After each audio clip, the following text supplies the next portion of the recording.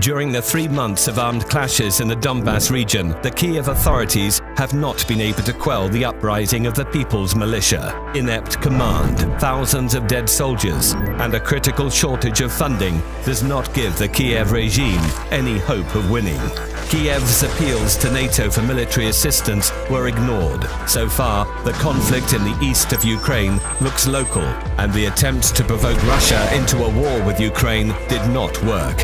The next attempt from Kiev was the shooting down by the Ukrainian military of a civilian aircraft. The responsibility for this terrible tragedy, even without having started an investigation, was put upon Russia, which supports the People's Militia.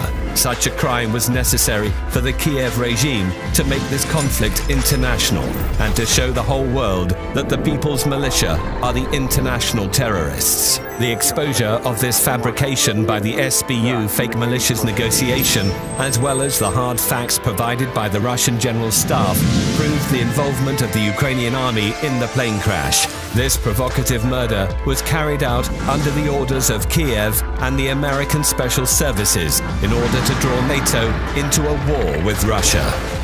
Why do Americans need this war? For improving their economic position, just as they did in the First and the Second World Wars. The accusation of Russian aggression allows countries to impose sanctions on it, freeze assets of the Russian structures, causing the write-off of hundreds of billions of dollars, and ease the heavy debt burden of the United States. Broken economic relations with Russia are going to aggravate the condition of the European economy and weaken its position in competition with America. The destabilization of the banking system will encourage the capital outflows into the United States to maintain the dollar pyramid. The retraction of the European countries into a war with Russia is going to strengthen their political dependence on America, which will lead to decisions favorable to the United States rather than the EU. Thanks to this war, the American military-industrial complex will get many orders. The US economy will flourish.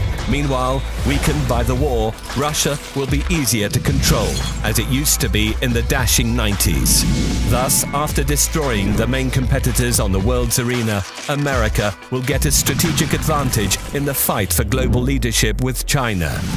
In contrast to the EU and Russia's collapsed economy and piles of corpses, Americans will stay as winners. The war on foreign grounds is what has saved the economy of the United States more than once. It's safe to say that Ukraine will not stop the genocide of the Russian population, and their provocations will become even more horrifying. Sooner or later, Russian troops will enter the territory of Ukraine.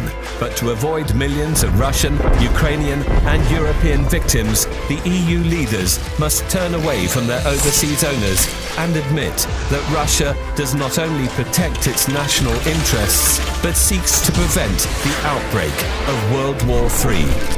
Otherwise, the survivors of World War III are going to witness the new American economic miracle.